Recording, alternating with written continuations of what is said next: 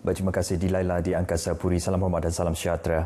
Operasi pemadaman kebakaran tanah gambut dan belukar di Jalan Kejatau Lingga telah selesai sepenuhnya dan ditamatkan petang semalam. Ketua Bomba Zon 3 Sarawak Nik Muhammad Afiq Nik Roslan ketika dihubungi pemberita RTM memberitahu operasi selama 10 hari bermula di Kampung STC melibatkan kira-kira 70 anggota pemadaman terdiri daripada pasukan bomba, Angkatan Pertahanan Awam dan Angkatan Tentera Malaysia.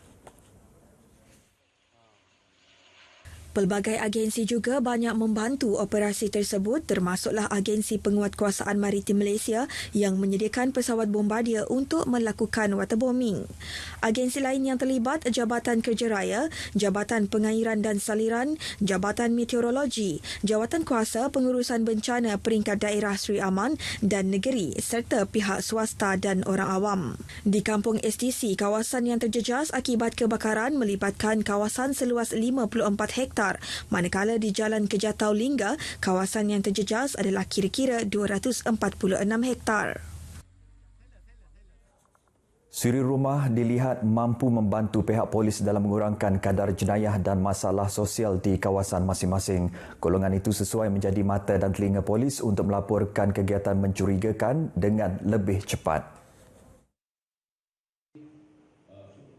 Pesuruhjaya Polis Sarawak Datuk Azman Yusof berkata, usaha ini akan diperhebat dengan sokongan skuad aman wanita, Amanita yang akan turun padang bersama masyarakat.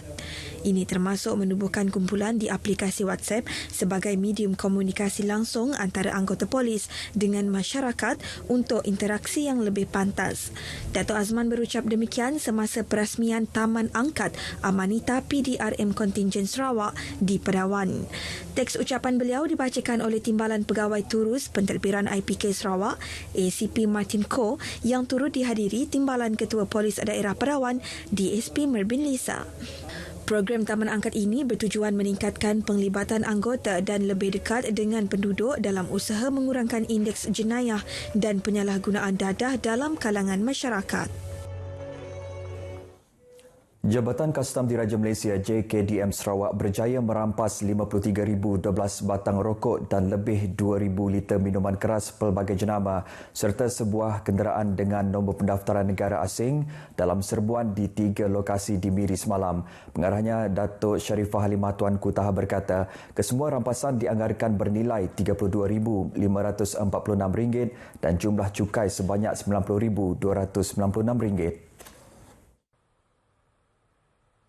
Dalam satu kenyataan media, Datuk Sharifah berkata dalam operasi tersebut, sepasukan anggota daripada bahagian penguatkuasaan JKDM Miri menahan sebuah kenderaan bernombor pendaftaran asing di Kampung Wireless Miri sekitar pukul 10.30 pagi.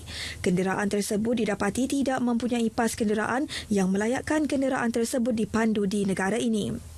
Dalam serbuan di sebuah pondok di Blok 6 LLD Jalan Miri Bintulu, pasukan itu menemui 2,732 batang rokok pelbagai jenama belum lulus kastam. Siasatan awal di tempat kejadian mendapati tiada individu mengaku pemilik kepada barangan berkenaan. Pemeriksaan lanjut ke atas sebuah kenderaan yang diparkir di tepi jalan di lokasi sama turut menemui 11,400 batang rokok yang dipercayai belum lulus kastam.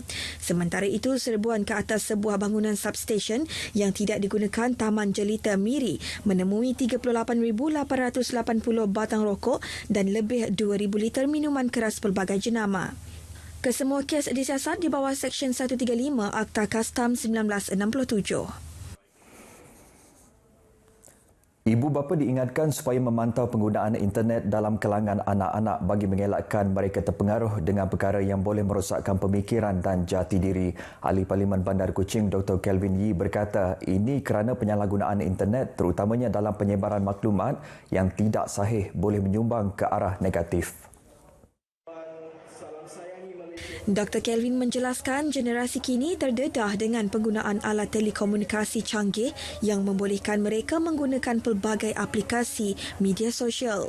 Katanya penularan informasi yang tidak sahih termasuk buli cyber sering berlaku yang boleh membawa kesan buruk kepada pengguna. Juruterus Dr. Kelvin menegaskan golongan ibu bapa harus mendidik anak-anak menerusi penggunaan internet dengan betul.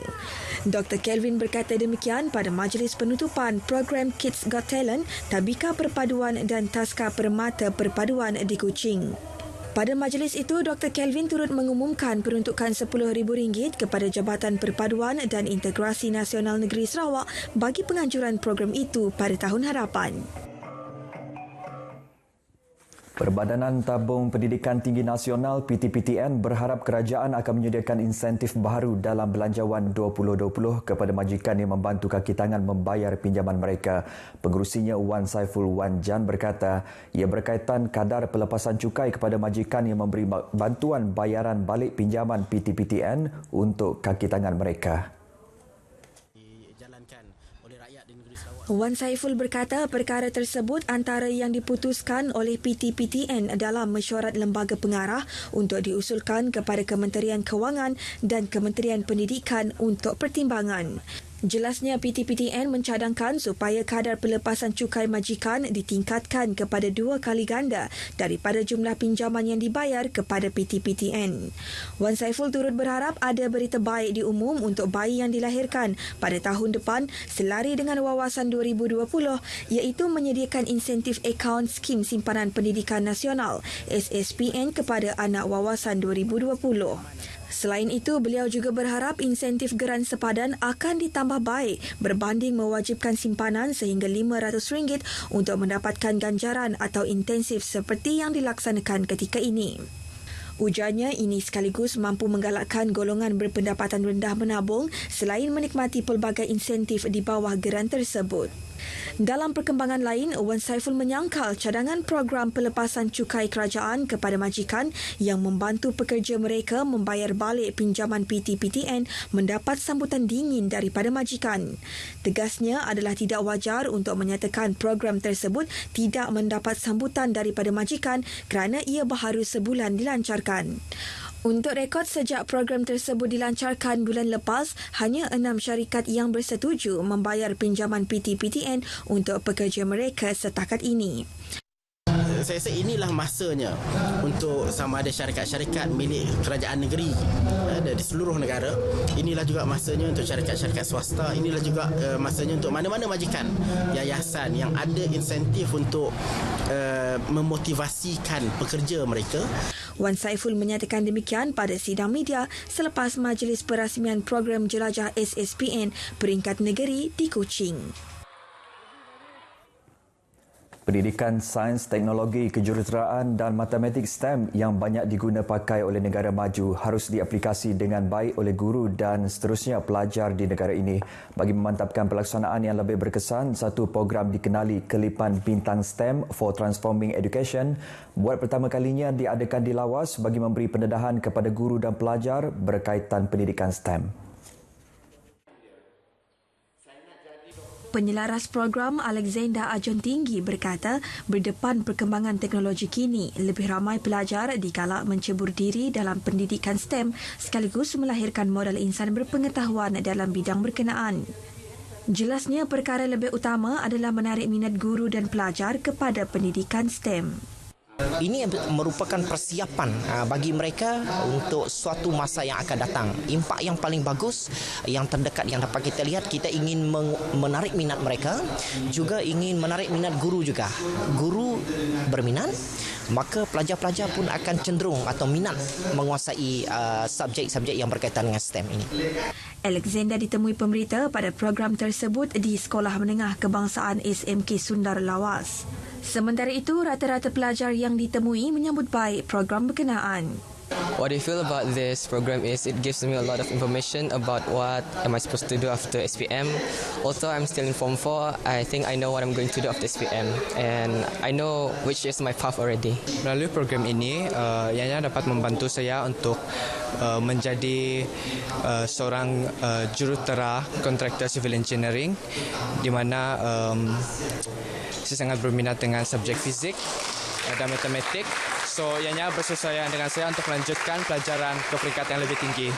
Dan pasal tentang program ini, saya dapat motivasikan diri saya sendiri dan meningkatkan daya pembelajaran saya. Program tersebut dihadiri oleh pelajar tingkatan 4 dan 5 dari seluruh sekolah menengah di lawas yang terpilih. Selain itu, diadakan sesi ceramah daripada Wakil Universiti Malaysia Sarawak, pameran dari institusi pengajian tinggi tempatan serta pusat latihan kemahiran. Pertubuhan Keselamatan Sosial atau Perkeso akan terus memberi kesedaran kepada majikan mengenai faedah-faedah yang terkandung dalam skim perlindungan sosial yang dikendalikan oleh Perkeso. Pengurus Perkeso Limbang, Nancy Goliong, ini kerana masih terdapat majikan, terutamanya kontraktor yang tidak mengetahui tentang faedah dalam skim perlindungan tersebut. Nancy berkata ia juga bagi memastikan tidak ada mana-mana pihak yang tercicir daripada mendapat faedah perlindungan sosial yang disediakan. Skim yang terbaru kita panggil sebagai sistem insurans pekerjaan. Ini adalah bagi pekerja-pekerja yang kehilangan pekerjaan. Faedahnya disediakan di bawah skim insurans pekerjaan. Beliau ditemui media dalam seminar Perkeso bersama kontraktor daerah Limbang yang diadakan dengan kerjasama Jabatan Tenaga Kerja, JTK dan Agrobank Limbang. Menerusi program kesedaran ini, para peserta diperjelaskan berkenaan dengan penubuhan skim insurans pekerjaan. Antara faedah penuh skim tersebut adalah alaun mencari pekerjaan dan alaun kewangan bagi mereka yang kehilangan sumber pendapatan tunggal dan dalam proses carian pekerjaan. Seramai 50 peserta menyertai seminar ini.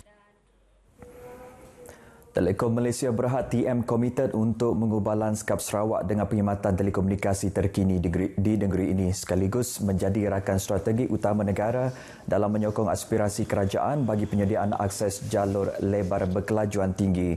Pengurus Besar TM Sarawak Jaafar Sadiq Abdul Latif berkata ia adalah bagi menggalakkan perkembangan ekonomi menerusi peluang-peluang digital di kawasan bandar dan juga luar bandar. Jaafar Sadiq berkata perkhidmatan Unify daripada TM kini telah diperluas ke kawasan luar bandar hingga ke Kampung Jepak yang merupakan pembangunan fasa ketiga melibatkan pembangunan infrastruktur internet berkelajuan tinggi ke luar bandar. Beliau berkata pihaknya juga berterima kasih kepada Suruhanjaya Komunikasi dan Multimedia Malaysia SKMM Sarawak atas kerjasama melalui program broadband luar bandar sehingga perkhidmatan ini dapat dilaksanakan dengan jayanya. Jaafar berucap demikian pada majlis pelancaran Unify di Dewan Balai Raya Kampung Jepak, Bintulu. Beliau menambah dengan perluasan ini, Unify kini tersedia di Kampung Jepak yang mempunyai kira-kira 300 buah rumah dan perkhidmatan tersebut juga akan diperluas ke kawasan-kawasan lain pada tahun depan.